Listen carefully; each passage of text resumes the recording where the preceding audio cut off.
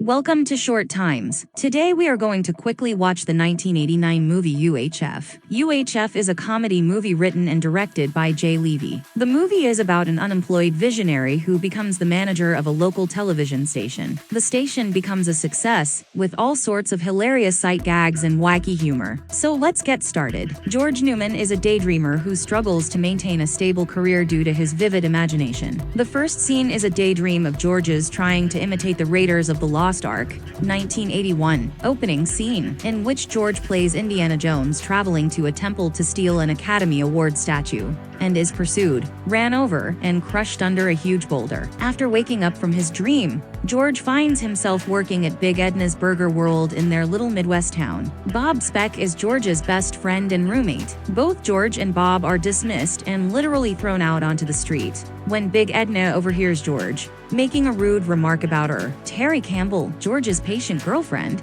has stress due to his failure to maintain a stable employment. Terry has put up with George's activities for a very long time. George and Terry visit his aunt and uncle for a party where his pathological gambler uncle Harvey Bilchik plays cards and wins the title to an almost bankrupt UHF television station. Harvey hands over ownership of Channel 62 to George so that he can run the channel, after being prompted by his wife Esther. The following morning, when George and Bob arrive at the station, they are greeted by the receptionist and would-be reporter Pamela Finkelstein, who works for Channel 62. Noodles McIntosh, very little photojournalist and cameraman, and Philo, an eccentric engineer. George makes an effort to introduce himself to the proprietor of the Channel 8 station on the competing VHF network. R.J. Fletcher, who is cruel and arrogant, hurriedly chases him away after he leaves the station, and he meets mentally challenged janitor Stanley Spadowski, a mentally disabled man that Fletcher fired wrongfully for allegedly pitching a valuable research study that was always on Fletcher's desk chair. George offers him a position as head janitor at Channel 62.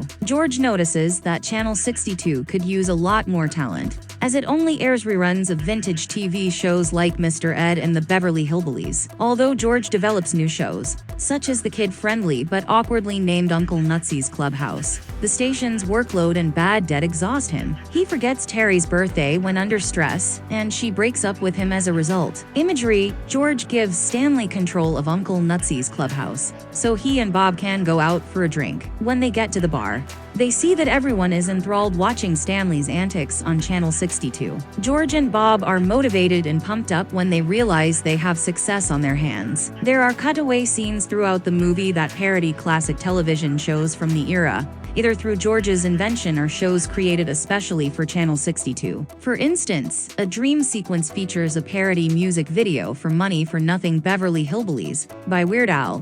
Fake commercials for plots are Us Mortuary Service, Crazy Eddie's Used Car Emporium, and Spatula City, as well as fake ads for new TV shows on Channel 62, like Gandhi 2 Conan the Librarian, Bowling for Burgers, and Exercise Program. An eccentric local karate instructor named Cooney takes on the role of host for the strange game program, Wheel of Fish. The Secrets of the Universe talk program is hosted by Philo. George creates a new talk show called Town Talk, and casts himself as a Geraldo Rivera-like host, looking for contentious talking points. Raul Hernandez is paid to talk to and abuse the animals he keeps in his apartment for his animal show, Raul's Wild Kingdom. Fletcher becomes upset that a UHF station is garnering higher ratings than the content of his network as Channel 62's popularity develops. He finds out that Harvey Bilchik, the station's owner, has just lost $75,000 gambling at the races, and has just 2 days to make up the loss. Fletcher offers Harvey ownership of Channel 62,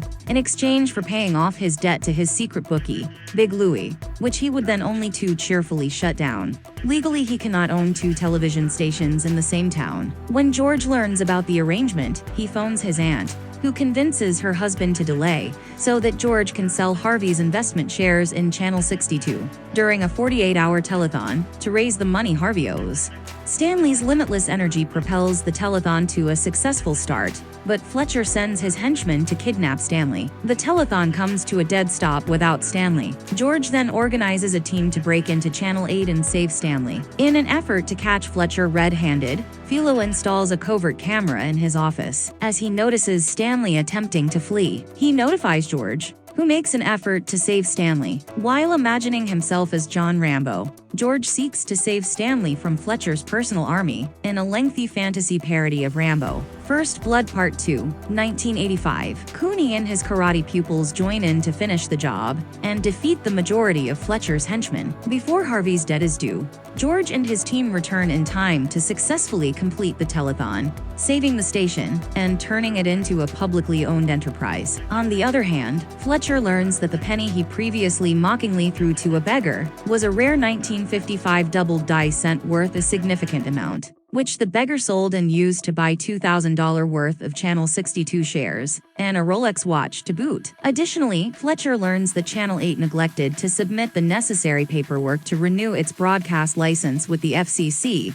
and that Philo secretly recorded and broadcast a disparaging talk about him and his dislike for his station's viewers. His license is revoked by the FCC, and the station is shut down. When his work for Channel 62 is finished, Philo surreptitiously reveals that he is an alien and teleports away surreptitiously to his homeworld. Once the movie ends, Terry and George reignite their romance in a parody of Scarlett O'Hara's and Rhett Butler's goodbye speech from the film Gone with the Wind, 1939. As the rest of the Channel 62 staff members and followers rejoice,